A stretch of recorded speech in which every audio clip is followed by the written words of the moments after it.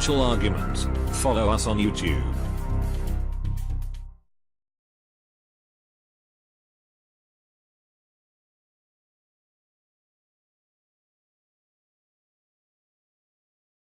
Hi everybody, Stefan, MOLYNEUX, Freedom Made Radio, back with our good friend and new Gandalf-bearded Peter Schiff. He is an economist, financial broker, dealer, author, frequent guest on national news, the host of the most excellent Peter Schiff Show podcast, which we'll put a link to below. You should subscribe to that. And the CEO of Euro Pacific Capital and the chairman of Schiff Gold. Please check out his websites at schiffgold.com, schiffradio.com, and Europac, that's EUROPAC.com. Peter, great to have you back. How are you doing? I'm doing good. I'm tanned and bearded and living in Puerto Rico, enjoying the sun and the favorable tax climate. I can't hear this kind of stuff when Canada's in the middle of its winter melt and everything's turned into a frozen World War I trench here. But it's good to see you tanned. Now, let's start off with a bit. I want to get into the details of what the Fed's up to these days. But I thought it might be worthwhile, particularly for younger listeners who've kind of grown up in this anemic economic situation that has kind of overtaken the U.S. since about the year 2000. And people don't really understand what it used to be like, you know, the sort of old economy Steve meme that's sort of floating around, that in the past, it used to get pretty good growth and pretty regular growth that would go on. And that all kind of changed around the year 2000, where the growth went down considerably. And, you know, if growth rates had stayed at pre-2000 levels, sort of post-Second World War to 2000 levels, for the last century, for the last decade and a half, we'd have an economy 20% bigger and incomes 20% bigger. Could you help people sort of understand what has changed from a big picture standpoint? Because the minutia sometimes doesn't get us back to the big pointillism view of what we need to see. Well, two big things have happened, and they're interrelated. The government has gotten a lot bigger, and our debts have gotten a lot larger. You know, when we had faster economic growth, it was because our economy was more free than controlled, right? If the economy were completely free market based and it was totally laissez-faire, we would have, you know, the most amount of growth. But as you water down the free market capitalism with socialist policies, taxes, regulations, subsidies, and all the way the government distorts the economy, you slow down the potential growth of the economy. But also, as the governments were running these enormous deficits, all of the borrowing begins to weigh down economic growth, because now we have all this debt. We consume beyond our means. We basically accelerated consumption forward. We sacrificed our future to indulge our present. And of course, today's present is yesterday's future. And so we're catching up with our profligacy. And so we have all this debt and all this government like an albatross around the neck of the economy. And that's why all the economic growth is gone. And if Donald Trump really wanted to make America great again, and unfortunately, nothing that he's actually about to do is going to accomplish that. But to the extent that we wanted to make America great again, we have to make government small again, and we have to take care of the debt. And I think what we need is restructuring, similar to the one that's going on in Puerto Rico. We can't repay the debt. We can't grow our way out of it. We just have to acknowledge that it's unpayable, and we have to figure out a deal with our creditors that makes sense. But we need to shrink the debt, we need to shrink the government, and unleash free market capitalism. That's what we need to do. The growth has been so terrible. Like what they call this recovery has been so anemic compared to prior recovery situations. And, to me, if you are massively adding to your debt while claiming economic growth, you're really speaking out of both sides of your mouth. You cannot have both. You cannot have both a claim of an economic recovery while at the same time piling on massive amounts of debt into your economy. And there's just not enough people who are basically talking about this equation. Well, the problem with this recovery and the reason that it's so weak is it's actually a recession masquerading as a recovery. I don't believe that we've recovered at all. I believe that the recovery was actually worse than the recession that we supposedly recovered from. I think that's what propelled Donald Trump into office. But if you look beneath some of these doctored up government statistics, and they're not doctored up because there's a conspiracy. I don't believe that people get the numbers and then they go into some back room and then they change them. I just believe the methodology for computing them in the first place was deliberately designed to give a deceptive result. And so it's not dishonesty, it's just that the system was rigged from the start by the government, which, created the system. And it makes sense. The government wants the economy to appear better than it is. So since they're in charge of figuring out how we calculate the numbers. They're going to figure it out in a way that would yield a good result. Like if the mafia was in charge of calculating crime statistics, if they were going to come up with a formula, and if they knew the result was going to mean, well, if there was more crime, they would have more cops. And if there was less crime, they wouldn't need as many. Obviously, the mafia would want to have a methodology that told everybody there's no crime, there's nothing to worry about. So the numbers are not honest. And that is why the economy is actually so weak. And if you look at some of the other numbers that the government can't fudge, look what's happening to incomes, look what's happening to real retail sales. You have a lot of American retailers are on the verge of bankruptcy now. And it's not because they're being put out of business by the onliners. Online sales have been here for a long time, and they've been growing steadily. But all of a sudden, you have department store sales collapsing. And, look at our inflation is now at a 5-year high, our trade deficit at a 5-year high. None of this looks like an economy that's recovering. It looks like an economy that's still in recession. Well, let's talk a little bit about this, because I was reading that malls are slated, like a third of malls may be slated to close over the next little while. We have commercial real estate, significant under demand. There seem to be a lot of indications that the economy is going to hit a particularly rough patch over the next little while. What are some of those indications that you see, if that's a reasonable way to approach the topic? Well, first of all, our labor force has been decimated. Many able-bodied Americans that used to work no longer work. So they simply live off the productivity of everybody else who's still employed. But unfortunately, a lot of Americans who are employed are not really employed in any kind of productive capacity. But meanwhile, a lot of the service sector jobs are in the process of being replaced or just eliminated outright, because minimum wage hikes across the country are pricing a lot of low-skilled workers out of a job. And so this is going to further compound the problem, where fewer people actually work and more people are drawing government benefits. You have all these people on welfare, on food stamps, on disability. And now, you've got the Obamacare entitlement that may be replaced with the Trump care entitlement. So this is all weighing down the economy. But, you talk about the commercial real estate. What's been propping up the commercial real estate market has been low interest rates. Well, the Fed just raised interest rates yet again, and so those props are being gradually removed, and eventually the bottom's going to drop out of that market, and it's going to be a perfect storm of destruction, because not only are interest rates going to rise, which is going to make it more expensive for the landlords to service the debt that they have on all this commercial property, but their tenants are going to stop paying their rents, either because, a lot of them are going to go out of business. And, a lot of these malls, when your big anchor tenant shuts down, a lot of the leases, a lot of the smaller stores have, clauses in their leases where their rent goes down if you lose the big anchor that is drawing all the crowds to the mall. And so these things could just completely collapse. The whole U.S. economy is built on this asset bubble that is a byproduct of artificially low interest rates. And even though interest rates are still very, very low, they're not as low as they were. And so just like any kind of drug addict, if you're a heroin addict and you're used to a certain amount of heroin, if, you get less heroin, and, that's going to be a problem for you. Even though you still have some, it's not enough, because your body has already built up a tolerance and anticipates a certain amount.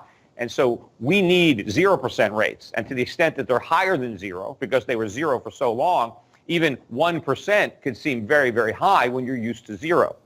Well, this is the thing that people, I think, don't understand, particularly younger people, is that Obama's presidency was largely a subsidized presidency. Of course, on two levels, right? You got three rounds of quantitative easing, which used to be just called counterfeiting, but you got 3 rounds of that. You got 0% interest rates throughout almost all of his presidency. So heavily subsidized and heavily controlled to make things look better than they are, which again can't go on forever. You can't keep interest rates that low forever. Whether they're going to go for a QE4 if they can't get the economy jump-started, I guess remains an open question. I think the Fed has said that they will if they see negative indications, which seem to be coming. But this last 8 years has been very surreal economically. Well, first of all, yes. The Fed is ready to do QE4. They're ready to cut rates. They're just waiting until the economy is actually in recession, at least officially, where the government statistics reveal that the recession is here. But right now, I think the Fed is actively engaged in its own propaganda effort to try to convince everybody that the economy is stronger than it is, That is why they're raising interest rates, even though the economic growth forecasts are collapsing. Because if you recall, the Fed always said that rate hikes would be contingent on their economic forecasts holding up. If the economy evolved the way they believed, then they would potentially raise rates. Well, the economy has not evolved the way they thought. It's been much weaker. See, that's why I thought the Fed wasn't going to raise rates, because I actually believed what the Fed was saying, that if the economy was very weak, that they wouldn't raise rates. Yet the economy is much weaker than they thought, and they're raising rates anyway. So the only reason for that is because they're afraid not to raise rates, because they don't want to acknowledge what should be obvious, that they were wrong. And I think the other reason that the Fed has courage to raise rates is because of the Trump-inspired stock market rally. That's letting the Fed raise rates because the optimism surrounding Trump is actually trumping the negatives of the rate hikes, at least for now. But ultimately, I think this is a lot of mispriced optimism, because I don't believe that we're going to get the type of economic stimulus that is embedded in stock prices. I don't think corporations are going to see a big increase in their earnings due to lower taxes or deregulation. So I think it's not even going to be a buy the rumor, sell the fact when it comes to Trump's reforms. I think it's going to be a buy the rumor and then sell because the rumor turned out to be false. And so I think ultimately the stock market's going to fall. So as the stock market falls and as the economy continues to weaken, the Fed will eventually be forced to reapply the stimulus. Not that it works, but because that's all they can do. But they will blame it on some external factor. They will say it had to do with something that nobody could have forecast, that everything they were doing in the past was right, and that none of their policies actually contributed to the problem. But now they have a solution, which is to do exactly what they did before, which will make all the problems that much worse. Well, and there is, of course, significant elements within the government that I believe are working actively to sabotage what President Trump is going to try and do. I mean, like last fall, the U.S. Treasury amassed a sort of war chest of almost $500 billion, right? They just messed around with a bunch of bookkeeping. I think the prospects of having Trump be the scapegoat are very, intoxicating for a lot of people. I mean, remember, a huge bubble was inflated under Bill Clinton. And Bill Clinton got credit for, the roaring 90s and Dow, NASDAQ 5,000 and everything that was going on. But the real maestro was Greenspan. He was the one that was fueling that bubble, and Clinton just got to take credit for it. If it wasn't for, his indiscretions and stuff with Monica Lewinsky, he would have, gone out even far more popular than he was. But the problem was George Bush. George Bush inherited the bubble that was inflated under Bill Clinton, and when it burst, it was Bush that got the blame. And the problem was that when the bubble initially burst, right, because the dot-com bubble burst early in his presidency, he made the mistake of, instead of allowing the bubble to fully deflate and allowing the recession to be much worse and blaming it on Clinton and saying, look, this is the payback from 8 years of false prosperity, right? And saying, look, now we're going to take our medicine and have a real recovery.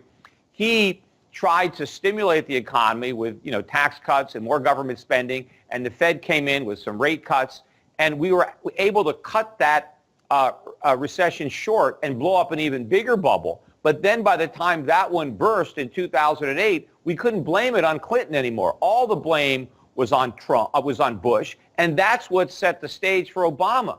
So we had Obama. We had 8 years of Obama because everybody was able to blame the financial crisis that happened in 2008 on Bush, when if the Fed had done nothing and if we had just taken our medicine in 2001, we could have blamed it on Clinton, and maybe we would have solved the problems under Bush. Now Trump is in an even worse situation because the bubble that he has inherited from Obama is far bigger than the one that Bush inherited from Clinton. And I want it to bust now. I mean, the sooner the better, so that it'll be harder to blame it on Trump. But, Trump, in a way, is his own worst enemy here, because instead of continuing what he said as a candidate, talking about the stock market as a bubble and criticizing phony government statistics, he has now embraced the stock market and embraced those same statistics. He now tweets positively every time the Dow makes a new high, and he's celebrating his government unemployment number. So he's basically putting his name on this economy. He's taking ownership of this stock market bubble, And so when it bursts, they may be able to blame him. And of course, the longer the Fed is able to, postpone the collapse with more cheap money, the further into the Trump presidency the ultimate collapse happens, the easier it will be to blame the collapse on Trump. And in fact, the Republicans, if they actually repeal Obamacare and replace it with their own monstrosity that they've got, then when that whole thing falls apart, they're going to let Obama off the hook. They're going to let the Democrats off the hook, and they're going to own the collapse because neither plan works. Obamacare doesn't work, and Trump care doesn't work. But if the Republicans replace Obama's failed plan with their own, then guess who gets blamed when the whole thing falls apart? Well, I would argue, though, that I would say that Trump is probably waiting till he gets his guy in on the Supreme Court, and he may be waiting until he can get new leadership in the Fed, because he used to be very critical of the Fed, which is one of the things I liked about him. He's kind of got radio silent since he became president, and I think it's because he's waiting to get new leadership into the Fed so that he can avoid this kind of stuff, because they're doing quite a bit of undermining, right? So there's $500 billion. They were going to spend it, I think, to keep President Hillary, who they were anticipating getting in last November. They were going to keep her floating up with all of this money. And since Trump got in, they've been burning through like $90 billion a month. And now the federal government has like a month's worth of walking around money left. The federal government in America has less money in its accounts than Google or other tech companies. Unfortunately, Stefan, we're running up against the newly imposed $20 trillion debt ceiling. And unfortunately, it appears that the Republicans are willing to raise it without even the pretense of a fight.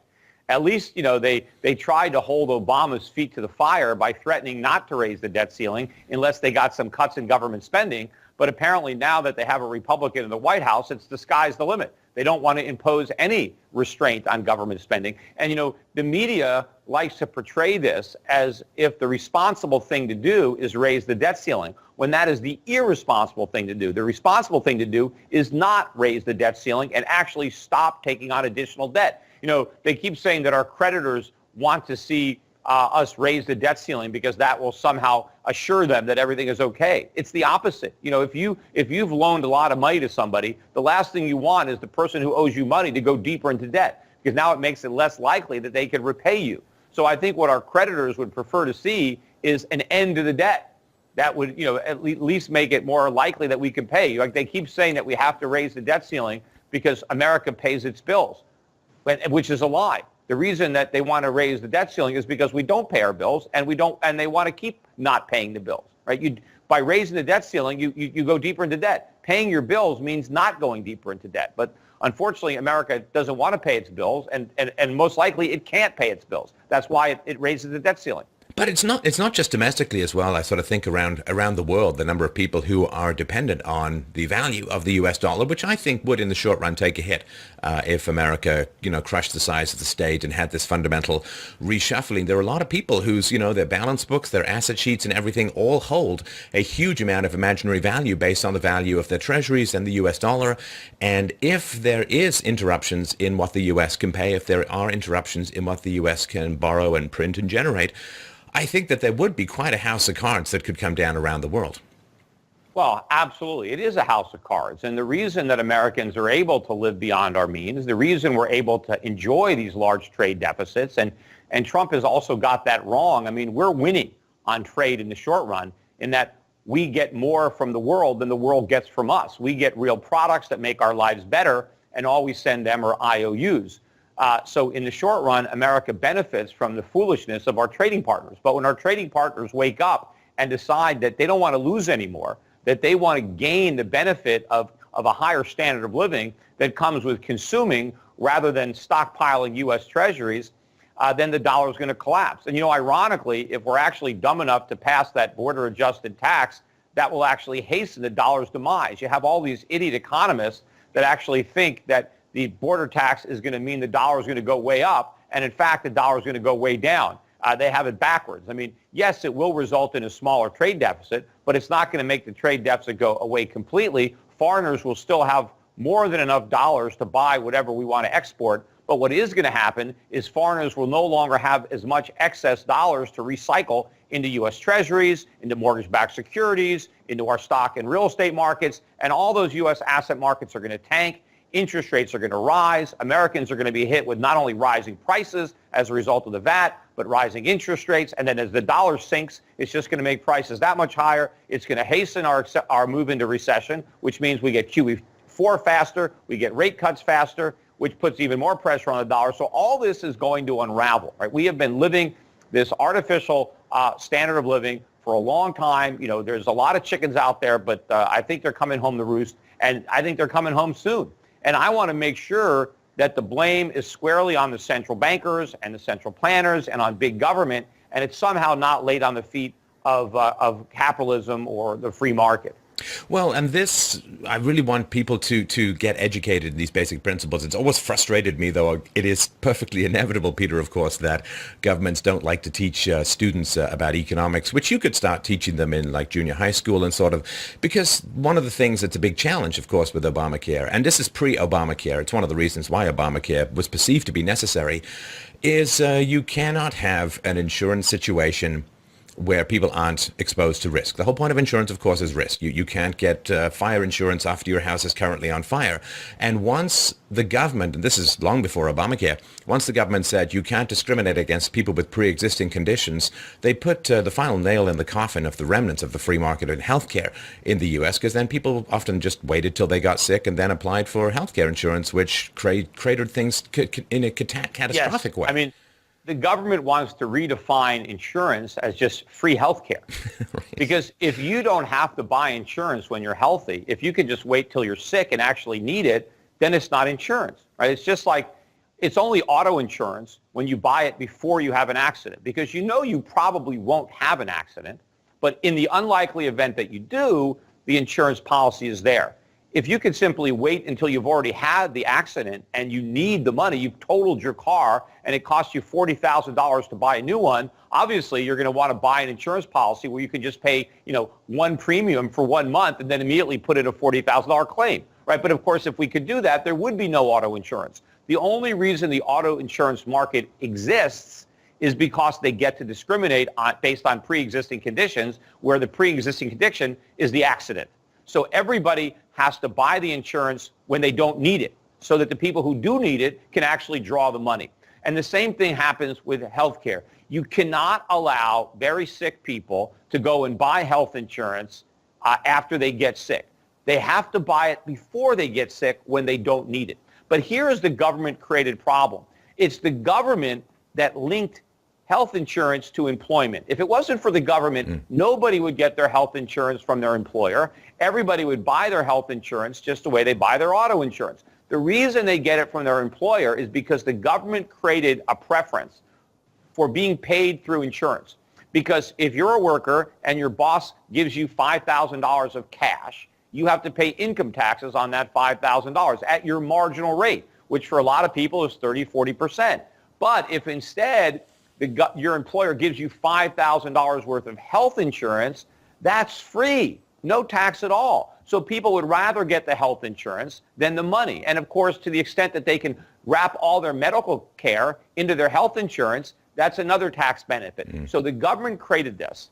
Now what happens is somebody loses their job and now they've lost their insurance. And let's say they developed a condition while they were employed, right? They were healthy when they got their job, and now while they're employed, they get some kind of condition, and now they get fired, and now they lose their health insurance. And of course, how are they going to buy another policy? Because who's going to cover somebody when it's a sure loser because they're already sick?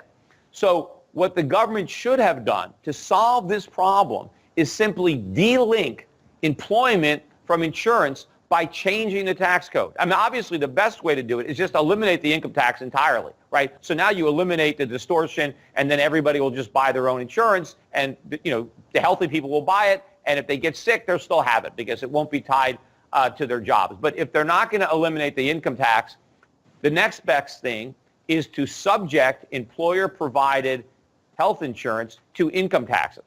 Now, then the trade-off would be you lower the rates dramatically so that the rate is lower, but all your income is taxable. You don't exclude the health insurance, and then that would create the incentive to no longer get your insurance from your employer. Now, there is a Republican plan that does the next best thing, and what it does is it allows the individual to take the tax credit or the tax deduction on his own return for the insurance he buys. So it kind of levels the playing field. And that will also, in a roundabout way, solve the problem. And in fact, that plan, which is, I think, supported by Rand Paul and the Liberty Caucus, it actually does something for pre-existing conditions. It basically says, okay, if you screwed up and you don't have any insurance or you got fired and you lost your job, you have a 2-year window. You got 2 years to buy your insurance with your pre-existing conditions, and then the window is shut. And now you're stuck, which that could work. We'd have to eat the costs in the short run, but at least in the long run, people would now know that they have to buy insurance while they're healthy. But under the current Obamacare, nobody's going to buy insurance while they're healthy because all they have to do is pay a small penalty for not buying it. But under the Republican alternative, the incentives not to buy insurance are even greater because there's no penalty at all. All that happens is if you ever get sick, the insurance is just going to be a little bit more expensive than it would have been had you bought it when you were healthy. But the odds are you're not going to get sick. Meanwhile, years and years can go by before you do get sick. In the meantime, you pocket all the savings for not paying the insurance until you actually need it. So the Republican plan actually, in many ways, is worse than the Democrat plan in that incentive. And in fact, what it does do, it also creates incentive for people to buy insurance that they really don't need that has massive deductibles or copays, so they can buy it very cheap, so they can pocket the difference between the tax credit and their insurance premium. But then, of course, as soon as they get sick, they'll just cancel that policy and they'll buy one that is more generous when they actually need it. But, of course, the insurance companies won't be there, right? Because if the Republican plan actually goes through, eventually there'll be no health insurance because nobody can profitably stay in business when the only people who buy the policies are the people who are sick and the people who are drawing the benefits. If you don't have healthy people paying premiums and not putting in claims, the industry doesn't work, which maybe is the goal of the government anyway, is to destroy the entire industry so we can have single-payer socialized medicine. Well, the Republicans seem all very tough on pushing back against government programs when they know that they can't achieve their pushback, right? If they know, they're fine. Oh, yeah, we'll repeal Obamacare. They know Obamacare is going to veto whatever repeal comes along, and so they keep pushing back against things. But once they get into power, sometimes it can be a different story. And this employer-provided healthcare, it's so funny and tragic, Peter, how far back in time this stuff goes. This comes out of the Second World War when they put a price cap on salary increases. You couldn't increase people's salary, so in order to attract better workers, the employers began to offer free healthcare or subsidized healthcare by the employer. It goes back that far. And if I were on the government side... That was the origin of it, but also what kept it going was the fact that it was tax-free. Right. It was tax-free to the employee, but it was still tax-deductible as an expense to the employer. And why can't they work on the supply? So it created this massive incentive for people to pay for medical care using insurance where previously they just paid for it out of pocket. And so the result is the same thing you have in education, right? Why are college tuitions skyrocketing? It's because of government subsidies. The government pays for it with grants and guaranteed loans, and so there's no longer any free market control on costs. Costs are just skyrocketing. I mean, anytime the government gets involved in something, whether it's education or healthcare, it drives up the prices. And then it tries to pretend that prices are going up because things are better now. Like, we have better health care. Look at computers and cell phones. They get better every year, but they get cheaper every year. Just because something gets better doesn't mean it's supposed to be more expensive.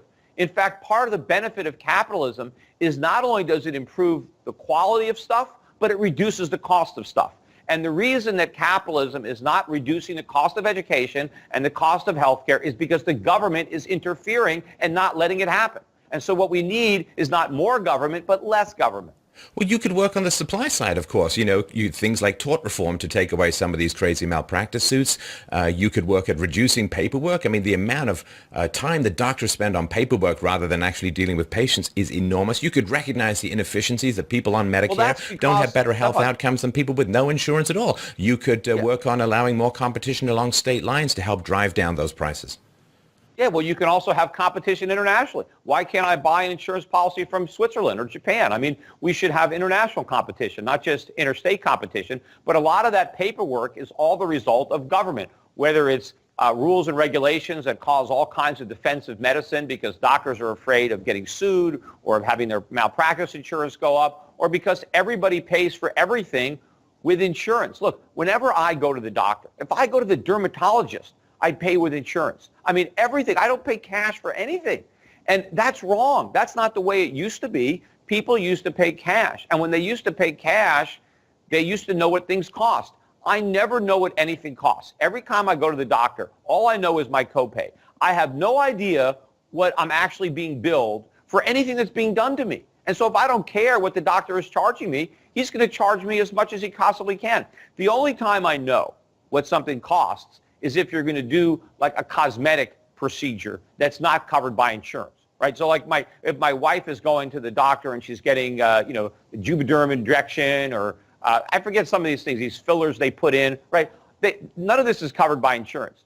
And so I got to pay out of pocket. But, you shop around for that, right? You can call 3 or 4 doctors. Hey, what do you charge for these injections? And you know what you're going to pay. Like eye LASIK surgery, too. That's something that insurance doesn't cover. And the cost has been going down steadily ever since it was invented because people shop around because they know what it's going to cost. So for cosmetic things or for, LASIK, prices are going down and quality is going up.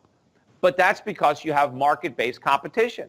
But in everything else, there is no competition. Nobody cares, and so nobody knows what it costs. So we have to stop that. People have to start paying for their medical care. If you sprain your ankle and you go to the doctor, just pay for it. But, here's one of the big problems. Back in the 1940s, 1950s, 1960s, people actually had money. If you got into trouble, you had savings. You could write a check and pay your medical expenses. Now I read that half of Americans can't even write a $500 check. They've got nothing. They're broke. They need somebody else to pay for their medical care because they have no money to pay for it themselves. And the crazy thing is back in the 1950s, you only had one person working, right?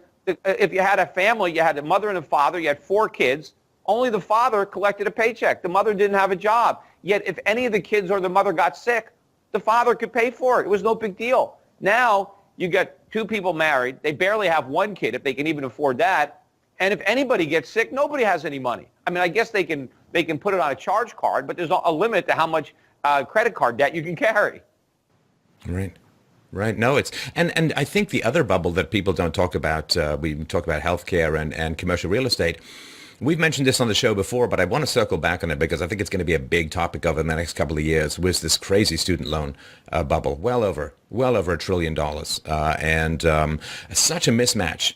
My father, when he wanted to become a geologist, he got a company to pay for his doctorate, and in return, he committed to work to that company for a certain amount of time after he graduated. So there's a match then between the skills demand and the skills supply. Now the government's just firing money at everyone to get these ridiculous made-up degrees. So they graduate in debt. They can't oppose any kind of system that's going on. They're stuck in low-rent wages. They become kind of like serfs to student loans in a lot of ways. And this really is going out of focus with regards to market demand. And I think that's something that people aren't understanding what might change with that.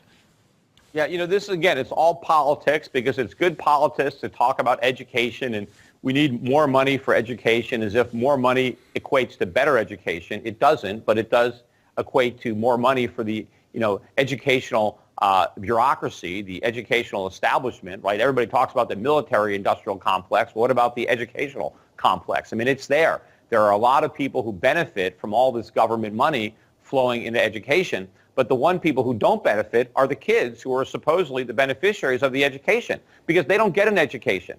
They just waste their formative years, in government schools, but they're not actually learning anything. They're not learning marketable skills. They're not increasing their human capital. They're just biding time, staying out of the workforce where they might otherwise get some real life experience. They might get some on-the-job training. They might learn how to do something. Instead, they're squandering their youth.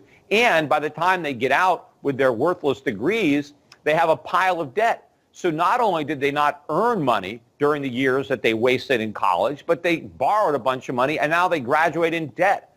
And so now you have a lot of these young kids moving back in with their parents and they have no hope of ever getting out because they have no skills. And even if they get a job, the job isn't enough to pay their income tax and their Social Security tax and repay their student loans. So a lot of them just never work.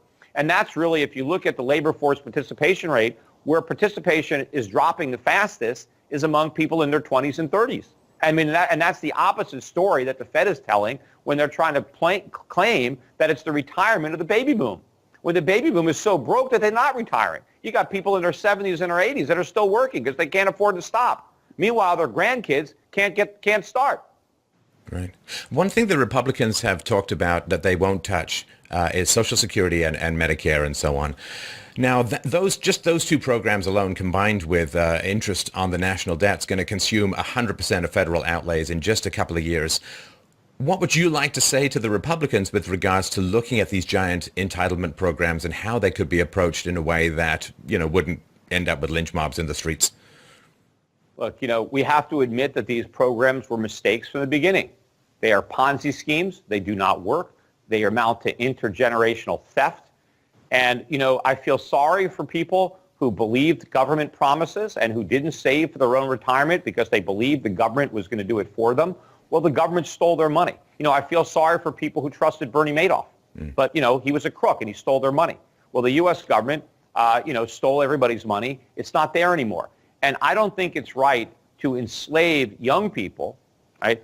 Force people in their 20s and 30s and 40s to pay taxes so that people in their 60s and 70s and 80s can receive benefits that they were promised but that can't be delivered. Because when the people who are now in their 70s and 80s, when they were in their 20s and their 30s, the Social Security tax was tiny, right?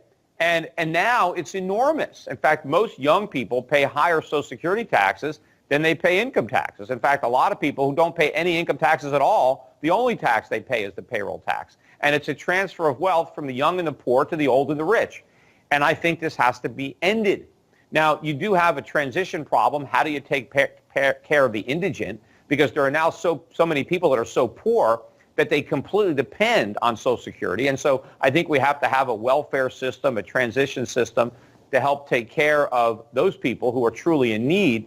But we also have to make sure that, this entitlement, goes away and that younger people know that, look, save for your retirement, because you got to do it on your own. It's not that the government's going to do it for you. You have to act responsibly and you have to do it on your own. But there are a lot of people who didn't have the opportunity because they relied on this scam. But there are a lot of older people who have a lot of assets, who have a lot of wealth, who should not be getting any Social Security at all. It should end. It should be means tested. And not just based on your income, but based on your assets, right? If you have millions of dollars of assets, start selling those assets before you start taxing younger poor people. I mean, all we're doing is subsidizing the inheritance of rich kids by taxing poor kids. If you got a lot of assets, start selling your assets if you don't have the income, and that's how you can finance your retirement.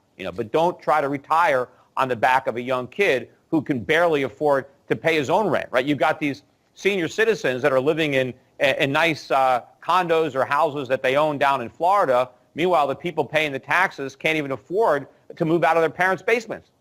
And people wonder why vampire movies are so popular. And this thing, too, that people think that there's some sort of I paid into the system. There is no system. The money that you gave was burned up the moment you handed it over.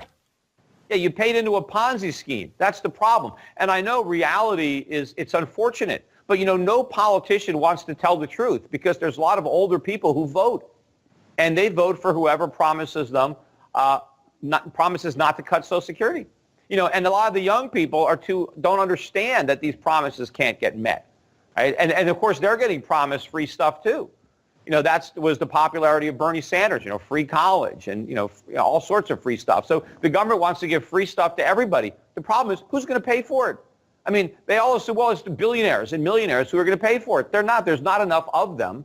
And, of course, as we raise their taxes, then, they're not going to generate the income that we're trying to tax. I mean, that is the problem with taxes, right? You discourage the behavior. If you want to get all this revenue from the rich people and then you raise the taxes, the revenue disappears. But so, too, do the activities that create the economic growth, that produce the products and create the jobs. So you end up killing the goose that lays a golden egg. But this is all difficult politics. I mean, Trump knew this. That's why when Trump ran for office, he promised not to cut Social Security. He did not want to touch that political third rail because he knew what would happen if he did. But what I would like to see Donald Trump do is touch that rail now and be willing to sacrifice a second term to do the right thing in his first term. That's why we need a non-politician in office. See, I don't care what he does to get elected. What's important is what he does now that he's been elected, because he can say the right thing because he's there. And the right thing is, you know what? We got to cut Social Security. We got to cut Medicare. Because if we don't, then all these little mini cuts that he's making in the State Department and the EPA, it's not going to amount to a hill of beans, right? Because you're spitting in the ocean. I mean, everything that he's not cutting is growing much faster than the stuff that he is. Meanwhile, there's a lot of places where he's adding spending, like the military. So none of this is consistent with making America great again. Let's end up with some technicalities, which I think are important for the more, I guess, informed members of the audience. So the dollar, U.S. dollar, I think people have been waiting for the Fed to raise rates forever because they'd be, as soon as there is a recovery, we're going to raise rates. Oh, we're in a recovery. And I think that has added to the value of the dollar. But Fed raises, I think, are smaller. The rate raises are smaller than people expecting. The real rates can be seen as declining. And, the Fed has said, if we hit any kind of recessionary stuff, we're going to cut rates, do quantitative easing and so on. Isn't that going to trigger a dump on the U.S. dollar and cause a fundamental economic restructuring? No, absolutely. I mean, markets tend to act on the anticipation of events. They don't react to events as they happen or after they happen. They anticipate those events and they price them in before they happen. And so the dollar rose for years based on the idea that, the Fed's going to be raising rates and that's going to be good for the dollar. And so before the Fed actually got around to raising rates, the dollar had already risen by the full benefit of those higher rates. It was priced into the market. And that's where you get the expression, buy the rumor, sell the fact, which is often what happens. And in fact, the minute the Fed started raising rates, that was when gold bottomed. And gold has risen ever since the Fed started raising rates because gold sold off based on the anticipation of those rate hikes. Now, the dollar, too, this dollar had been rising the entire time the Fed was talking about raising rates.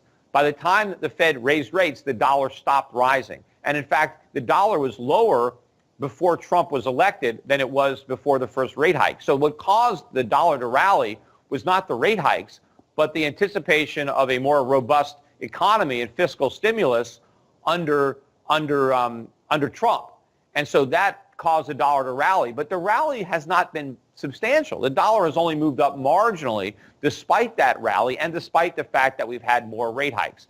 But ultimately, the markets are going to start to anticipate the next round of rate cuts, the next round of quantitative easing, because ultimately the only reason the Fed is raising rates is so that it can cut them again.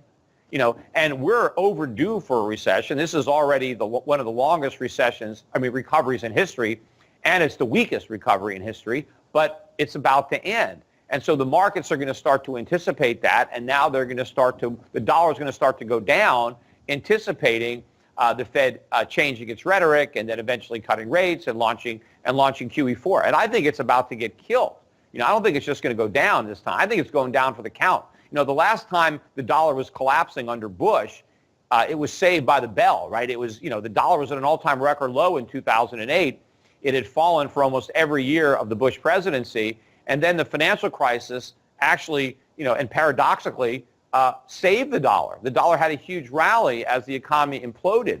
But I don't think we're going to get that lucky this time. Not that we're going to avoid an economic collapse. We're going to have a larger one.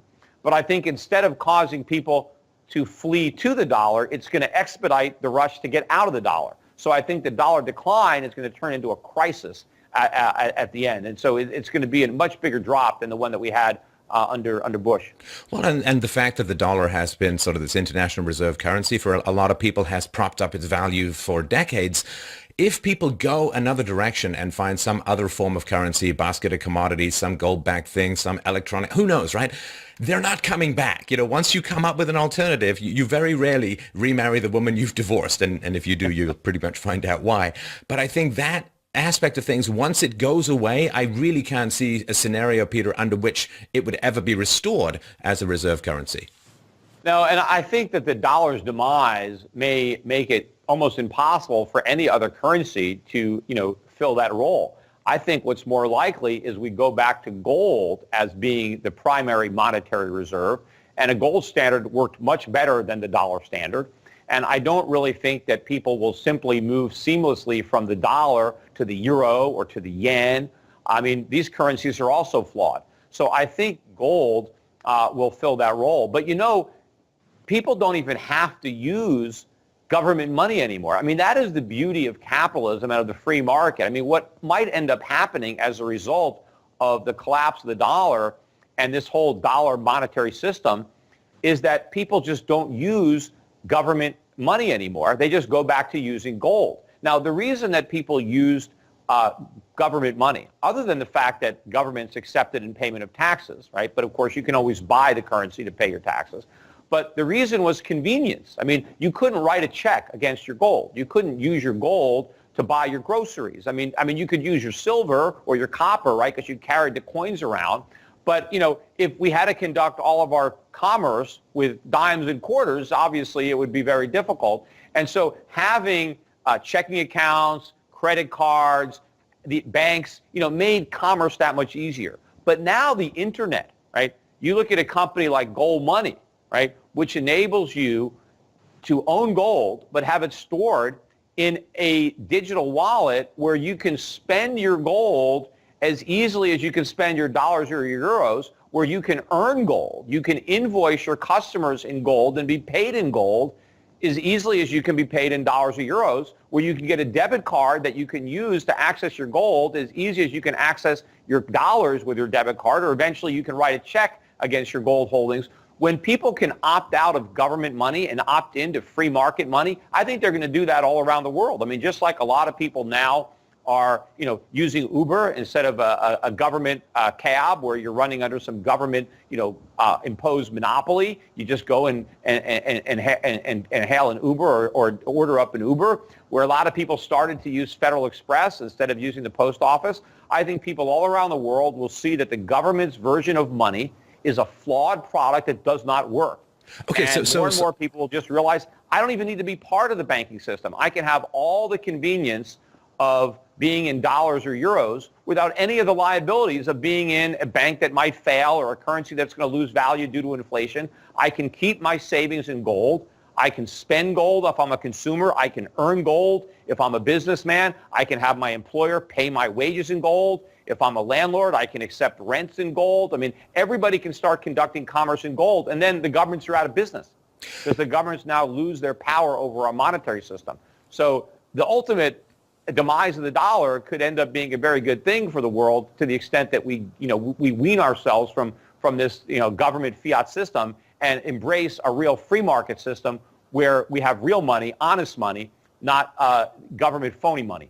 So just for my listeners who may not have heard the sort of gold argument before, and I'm sure they hear it something like, hey, let's go back in time. Let's start using carrier pigeons and burning witches at the stake. They don't really understand why the gold thing is important. And it does seem like going back to Roman money. So help people to understand, if you could, or if you would, Peter, why the gold argument is so important and what it means for what used to be called actual money. Yeah, well, first of all, gold isn't going backward in time.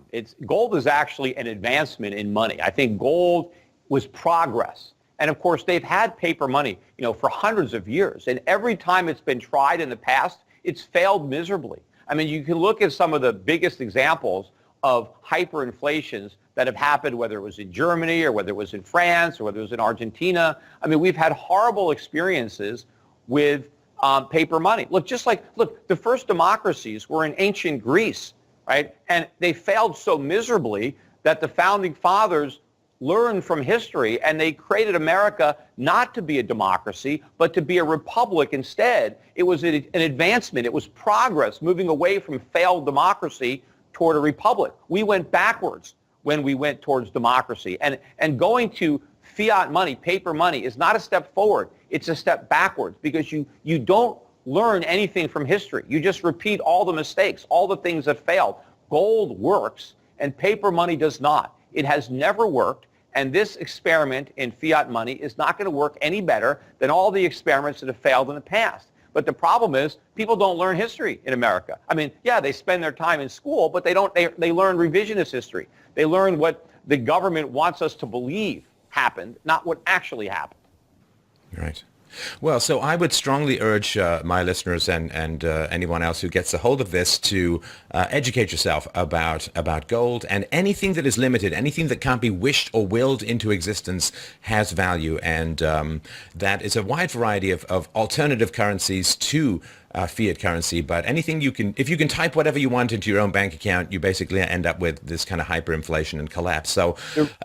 The real advancement, though, Stefan, is what gold money is doing to gold, making gold easier to transact in, making it so that you can buy a pack of chewing gum or a cup of coffee with gold. You don't even need to use a penny. You don't even need copper. You can actually make tiny transactions using gold, and you can make them instantaneously anywhere in the world, at no cost. So the technology of the internet is going to enable a modern-day gold standard to work so much better than the older gold standards. And we don't even need the governments to coin the money. We don't need them to take the gold and put it into some kind of official coin. We can bypass the middleman, and we can just use our own money digitally, electronically. So, anybody who's listening to your program here, they should go to goldmoney.com and open up an account. Buy yourself some gold. It's only 0.5% over spot. Buy yourself some gold. Keep it in your account at Brinks, and you get a free debit card, and you can access your gold, and you can now, hopefully more and more merchants will begin to realize that they have the ability to accept payment directly in gold, so that people won't have to use their debit cards. They can pay directly in gold. After all, if you're a merchant and you can be paid in gold, why would you accept payment in anything else? I mean, gold is the best form of money. Gold is the gold standard of money, right? If you can get paid in gold, anybody who can get a contract, if I can do a long-term contract, I'm going to be paid over 5 years or 10 years. Wouldn't I want to be paid in gold? At least I know gold's going to have value 10 years from now. What's the dollar going to be worth? What's the euro going to be worth? What's the yen going to be worth? Who knows, right? I would much rather have a future income stream guaranteed in gold than any other paper currency. Well said, well said. Okay, so I want people to go to schiffgold.com, sign up for schiffradio.com. You can you put your podcasts on YouTube as well, so you can sign up and subscribe there. And you can go to europac.com to get more of Peter's insights and follow his reasoning. Very, very important stuff in these turbulent times, and I think more turbulence ahead is probably the prognosis.